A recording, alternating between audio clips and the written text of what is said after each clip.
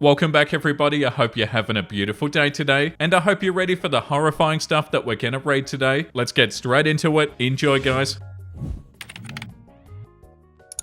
Am I the a-hole for reporting my boss after he forced me to attend a meeting despite knowing that I was in labour? I, 28 female, have been working at my company for 5 years, and until recently I loved my job. I was 8 months pregnant when this happened, about a month ago, so I started having contractions while at work. Since I wasn't due yet, I thought it was just Braxton Hicks because they weren't that intense. Just a week before that, I'd experienced Braxton Hicks and I went to the hospital, but it was a false alarm. This time I was still working when the contraction started in the morning, and I again thought it was Braxton Hicks. I didn't want to cause a scene, so I tried to keep working. Last time I went to the hospital, my boss John, 45 male, made sarcastic comments about me being overly dramatic and joked about how I should schedule my labour around important meetings. Oh, the audacity. I have social anxiety and I tend to take people's crap without pushing back, so I just took it. By noon, the contractions were getting stronger and closer together, and I knew it was real labour. I needed to go to the hospital. I informed John that I was in labour and I needed to leave. He rolled his eyes and said, "Just stay for the meeting at 1 p.m. It's crucial and we need you there." I was stunned. I reiterated that I was in active labour and I needed to go to the hospital immediately. John snapped back, "It's just a meeting, sit through it and then you can go. It's not like the baby's gonna pop out right now." Feeling pressured and scared for my job, I reluctantly stayed. The meeting lasted an excruciating 2 hours. By the end of it, I was in so much pain that I could barely walk. I finally left and I drove myself to the hospital where I was admitted immediately. My husband got there 30 to 40 minutes after because he was on the other side of town for a meeting. My daughter was born later that evening, thankfully healthy despite the delay. When I told my husband what had happened, he was furious and insisted that we report John to HR. I was hesitant because I didn't want to jeopardize my job, but I agreed it was the right thing to do. HR was appalled and they assured me they would handle the situation. John has since been suspended pending an investigation. The real kicker? During the investigation, it came out that John had emailed the entire office while I was in labour, complaining about my lack of commitment and also making fun of me for overreacting. He even implied that I was using my pregnancy as an excuse to get out of work. Now, my co-workers are pissed at me saying that I overreacted and that I should have just sucked it up for the sake of the company. Stay out of it, co-workers. Oh my god. I've even received messages and emails from a few colleagues saying that I've ruined John's career and that he was just doing his job under pressure. One even said that I should have toughed it out like their wife did during her pregnancy. OP, do you really even want this job? The stress from the whole ordeal has made it difficult to enjoy my first days with my newborn. I'm constantly second guessing myself and feeling guilty, despite knowing that I did what was best for my baby and me. To make matters worse, the interim manager who took over from John is even worse. He's made it clear to everybody that he resents my actions and has made my return to work unbearable. Now that my maternity leave's over, I find myself isolated at work. People give me side eyes and whisper about me. During lunch, I'm alone because nobody wants to sit with the troublemaker. It feels like high school all over again. I dread going into work each day and facing the hostility and the judgment. I never imagined that doing what was right for my health and my baby's well-being would turn my colleagues against me like this. It's gut-wrenching to feel so isolated and vilified for simply standing up for myself and my rights. I cry most of the time when I come home, and sometimes even in the office washroom when somebody passes a comment. In the worst moments, I get mad at my husband and I blame him for making me tell HR, even though I know he did the right thing. He's so sweet and never takes it to heart. I apologize soon after, but he always says that he wasn't even mad and that he understands how I'm feeling, especially since I'm only a month postpartum. He says I should take action and complain, but I don't want to make things even worse. He also says that he can't see me like this and that I should just quit because it's hurting him. I don't know what to do. I'm just such a sensitive and emotional person in general, and now it's even been worse since giving birth. Am I the a-hole? No, of course you're not the a-hole, OP, and don't put up with this. Yeah, this comment, not the a-hole, not the a-hole, not the a-hole, but you need proper advice and not from Reddit. Please contact a lawyer. Document everything that's happened since the meeting day, including the hostile work environment. Please don't take this lying down. This is not your fault at all. What happened to you is terrible, OP. I hate to say it, but maybe your workplace is actively trying to push you out so that you'll quit and leave and they can get John back in. Remember, HR is there for the company. And the top comment, HR knows that if something had happened to you or your baby, the company would have been in deep, deep trouble. Your manager could have really damaged them. That's why he's in trouble. Now they're about to screw themselves over again. Not your fault. Have no pity, OP. And the comment under that one, and have no mercy. They're going out of their way to screw with OP's work environment. There are both federal and state laws against what's being done for a reason. OP needs to nail them to the wall. Yeah, 100%. And they probably probably think you're just going to put up with it, OP, or that they're going to make it so bad that you quit. Don't let them get away with it, OP. That's so awful. And no, you haven't done anything wrong. Oh, that's so sad. And infuriating too. Yeah, and this comment too, not the a-hole. Your boss is a complete and utter disgrace. Forcing you to stay during labor is not just unethical, it's potentially criminal. You did the right thing by reporting him. Your health and your baby's health comes first. Your co-workers who were siding with him clearly have no empathy or understanding of basic human decency. You deserve to work in an environment where you're respected and treated with dignity, not bullied and coerced into putting your life at risk. The comment under that says it's far past time to stop dealing with HR and consult with an employment attorney. This is textbook hostile workplace, with the hostility being due to a protected status. OP should stop dealing with this BS, let a lawyer, and probably enjoy some additional time with her little one on the company's dime for all their discrimination, harassment, and toxic work culture. Yeah, definitely. Good luck with it, OP. The next one that we're going to read is on the Entitled People subreddit. My mother thinks she can sleep in a tent in my yard, despite knowing the home isn't mine. I'm a 29-year-old woman, and my mother and I have had our issues. Just like many other toxic mother-daughter relationships, I left home as a teenager to escape the abusive environment that our home had become. I moved in with a friend in a different state, which also didn't end super well, but that's a story for a different post, and I continued to keep communication open. She continued to cause drama at every major event in my life, but I consider myself a pro at moving on at this point. I have planned paid time off coming up in a couple of months because my job's going to be shut for renovations, and she's been planning to visit during this time. Over the past few months, she's also mentioned it a few times, and we've worked through the details together. Today, she emailed to say that when she comes to visit, she'll likely not have funding for anything more than gas. She plans to bring a tent for her and her husband to sleep in during the stay, and has inquired about available space in my yard, despite being fully aware that I don't own the home that I live in, and that I don't have the right to allow her to stay in our yard in a tent and use our facilities for any amount of time, much less several days. At first, I hoped it was some awful attempt at humor, putting me in an uncomfortable position in order to laugh at my discomfort, because it's something that she has done several times in my life. Once she even pretended to have full-blown Tourette syndrome, complete with vocal tics worthy of an episode of South Park, in the middle of a crowded shopping center just to laugh at my humiliation at her antics, so this did seem likely. Unfortunately, she was serious, and when I told her no, that I couldn't help her with this, she simply said, "Alright, I'll figure it out myself." As though it isn't the most irresponsible choice to drive halfway across the country as a grown adult who knows they can't afford to do such a thing. I've got no idea what's going to happen, but I'm expecting a "what, don't you want to see us" response anytime since I advised her not to make the trip at all, since she clearly can't afford it. As a grown adult who can't afford to travel myself, I'm astounded at the audacity. Edit, well, I've never gotten this much of a response on a post in the past, so I'm going to answer a few questions I feel matter that I've seen in the comments. Number 1, why not cut her out completely? I honestly don't have a good reason, just that I'd feel guilty. I'm the only family member out of state, and I worry that cutting her out will result in the loss of a family that I'd regret losing. I'm just afraid, I guess. Number 2, why don't you offer to put her in a hotel? I'm like a lot of people in my age group these days, struggling. I'm not even the only earner in the house, and we're still chasing the wrong end of the paycheck at the end of the day. I'd love to have been able to go back and visit myself, but it would be irresponsible to attempt a trip that I can't afford, and putting my own little family at risk is not worth the moment of happiness that I might find checking in on others that I miss. Is it possible that her living situation is different, and she doesn't even plan on leaving my yard? I never even considered this, and it horrified me to see it worded out. I'd love to think that she could never pull something like that, but honestly, I do feel like anything's possible. Thank you all for your logical advice. I really appreciate knowing that my own little circle isn't wrong to think the things that I've seen here. I'm still waiting to hear how she responds to my suggestion that she not come, and I will do my best to post an end to this unfortunate story. Edit number 2. Wow, okay, apparently this whole "I can't afford anything but gas" story was all a ruse to get to spend more time together while she visits. Allegedly, she's more than comfortable financially and has no fear that this trip will put her into financial hardship, as she's making better money than ever before, plus she gets really good deals on rooms because she's working for a popular hotel brand. I honestly don't know what to think at this point. I don't know if it'd be worse if she is lying about her financial stability to make me feel better and let my guard down about her visit, or if it's 100% legitimate and she lied about financial hardship simply to play on my emotions. Either way, I can't stop her from making the trip. All I can do is make sure that I stick to my boundaries and not to allow her to overstep them. Thank you all for your helpful advice and your honest opinions. Hard as it may be to hear some of them, I can't deny it all needed to be said. So you have paid time off coming up, and your mum's like, "Oh, okay, I'm gonna show up and take up all of that paid time off." Like, "Oh no, sorry, I'm not gonna be home. Going on vacation, sorry." Yeah, this comment, the plan is to come to visit you, and then they have no way to make it back. Sounds like your mother and her husband plan to live off you. Yeah, but then they said they lied about not having enough money. But was that a lie? Yeah, this comment too, no, don't even let her into P. Meet her away from your house or not at all. She could end up getting you evicted. Notify your neighbors. And this one too, I have planned paid time off coming up. Sounds like you won't be home when she shows up. So sorry, I told you not to come. Yeah, definitely do that, OP. The top comment says Mum and Mum's husband plan to move in to the yard and set up house. Mum plans on leeching off OP.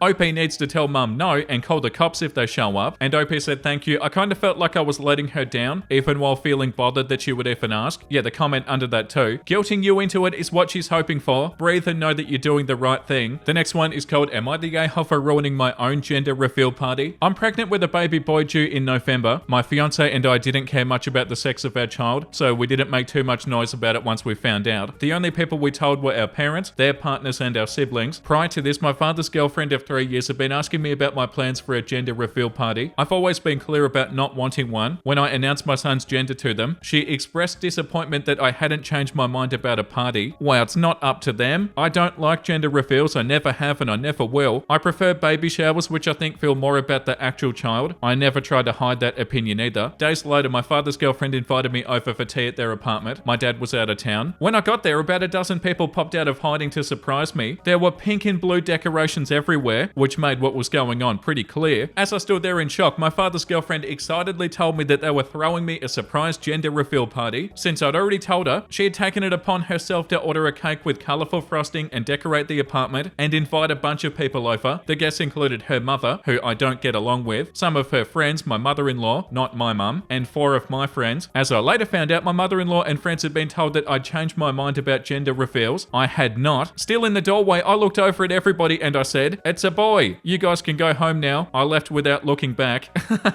Hell yeah, OP. Hours later, my father called me furious that I'd ruined the party. He said his girlfriend had put a lot of effort, money, and love into planning it. I should have shown some respect and some gratitude for it. Apparently, she hadn't stopped crying since I left. It's been almost a week and they're both still upset. Even after I explained I never wanted that party, they're insisting I could have sucked it up for an hour, or at least cut the cake. Am I the a-hole? No, I don't feel like you're the a-hole, OP. That's disrespectful as. Yeah, this comment, you're not the a-hole. You made yourself very clear in how you felt about gender reveal parties. Your dad's girlfriend completely and deliberately disregarded that and disrespected you. He said that his girlfriend had put a lot of effort, money, and love into planning it, and I should have shown respect and gratitude for it. So sorry the party that she planned for herself was ruined. Maybe she should have gone a step further and not even invited you, since the party was all about what she wanted. Yeah, and the one above that too. Not the a-hole. Dad's girlfriend sounds like somebody who enjoys bulldozing boundaries. Wait until she expects to be in the delivery room with you. And OP said our hospital will only allow me and my fiance in. Thankfully, nobody has asked us to be there anyway. This comment too. Dear Dad, that's on her. I didn't want that party. I told everybody I don't want a gender reveal party. She invited her mother, not mine. Tell her to get her crap together and start respecting my boundaries. Yeah, like it would have been okay if you said you absolutely loved a gender reveal party, but for some reason you couldn't have one or something. That would have been cool and actually thoughtful too. But the fact that you've actually said how much you don't like them and how you don't want one, I don't understand why they feel like you'd suddenly be excited about it. Like, oh, I hope you've changed your mind about gender reveal parties. Oh, but she did that, didn't she? She told everybody there that OP had changed their mind about gender reveal parties. So yeah, straight up lied to everybody there. That's even more wrong. Yeah, I feel like you did the right thing, OP. I feel like just sucking it up and putting up with it like your dad said is the complete wrong thing to do, because then all you're doing is enabling this sort of stuff. No, you're not the a-hole, OP. It's not like she didn't know how you felt about gender reveal parties. The next one's called Am I the a-hole for pointing out my girlfriend's bad hygiene? I, male 28, have been with my girlfriend, female 27, for 7 months now and went full exclusive 3 months ago. She's everything, smart, kind, caring, and drop dead gorgeous to me. However, she has worse hygiene than a Neanderthal. She lives in a studio apartment and it's small. Since I started dating her, I've avoided spending time there because it's always dirty, but I never said anything because it's her place. She does not shower often and has strong BO. Like, bad enough that I won't do the horizontal mumbo with her unless she's recently showered. Here's where it gets bad. She's on her period and 3 days ago was having a really rough day, so I called her and asked her to come stay at my place until she feels better, that I can cook and take care of her and allow her to rest. She took the week off work because it was so bad. She came to my place and didn't bring any feminine hygiene products. I have to run to the store at 3 in the morning to get her stuff because she'd been wearing the same pad for so long that it leaked onto my bed. I didn't say anything as she's stressed. The next day I came home from work and said the pad from the previous night on the bathroom floor without even wrapping it up. I was pissed off and I called her out and said, "Hey, that's gross. I don't want to look at that when I go to the bathroom." She got really mad and said that I called her gross. I clarified that having a period is not gross at all and it's natural, but leaving a bloody pad on the floor of somebody else's home is nasty. She lost it and said that I made her feel gross and bad. Was I an a-hole for calling her out? No, OP, you're not the the a-hole? That's wild, just on the bathroom floor. Yeah, the top comment, not the a-hole. Periods are natural, but basic hygiene should still be maintained. Leaving a used pad on the bathroom floor is inconsiderate and unsanitary, especially in somebody else's home. Yeah, and also this comment, no, not the a-hole. It's totally fair to expect basic hygiene, especially in your own home. You weren't judging her for having her period, you were pointing out the mess. There's a comment that says, assert dominance, take a dump in front of her. But seriously, you need to give her a gentle talk about her habits. Oh god, the next one. Am I the a-hole for rejecting my friend's request to have an open relationship with my husband? I, 30 female, have been married to my husband, 32 male, for 5 years. We have 2 beautiful kids, 5 male and 6 female, and have a very strong relationship and are happy together. Recently, my friend Lisa, 29 female, confided in me that she's developed feelings for my husband. She said that she finds him attractive and admires our relationship, and she asked if we could consider having an open relationship so she could be with him too. I was shocked and I told her no, explaining that my husband and I are committed to each other and that we're not interested in an open relationship. Lisa got upset and accused me of being selfish and closed-minded. Oh no, you're not the a-hole, OP. Oh my god, if somebody isn't comfortable with that, you don't get upset with them and say that they're being selfish. No, they're not being selfish. OP just doesn't want that. She argued that modern relationships should be flexible and that I was denying her happiness. Oh my god, what? If you don't want your relationship to be like that, it's not going to be like that. Oh my god, this is so frustrating. Argue that modern relationships should be flexible. That's how you feel, Lisa. Get out of here. Literally trying to get in the middle of OP's relationship. Since then, Lisa has been distant and has been spreading rumors in our friend group, suggesting that I'm overly possessive and controlling.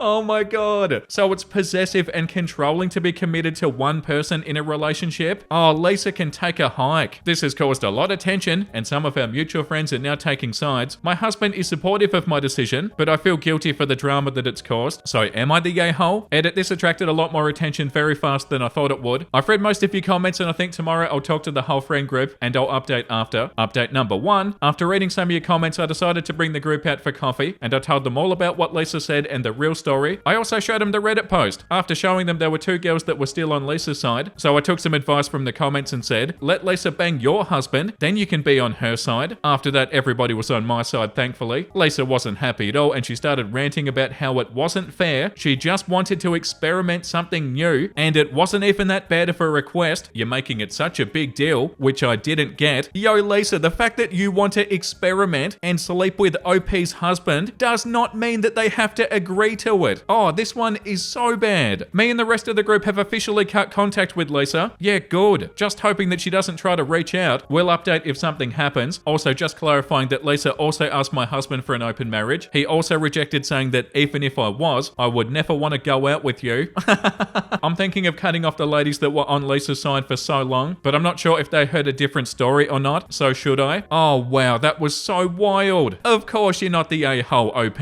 Oh, I really want to sleep with your husband because I'm attracted to him. You're being such a meanie by not letting me. It's not a big deal. Like, what's wrong with some people? Stay the hell out of their relationship. And the audacity to say that because they're committed to each other, that they're selfish and possessive and controlling. That's bloody hilarious. And the fact that OP's husband said that even if they were in an open relationship, that he wouldn't be interested in her anyway. That's the icing on the cake. Yeah, this comment, forgive my language, but Lisa sounds like a stupid biatch.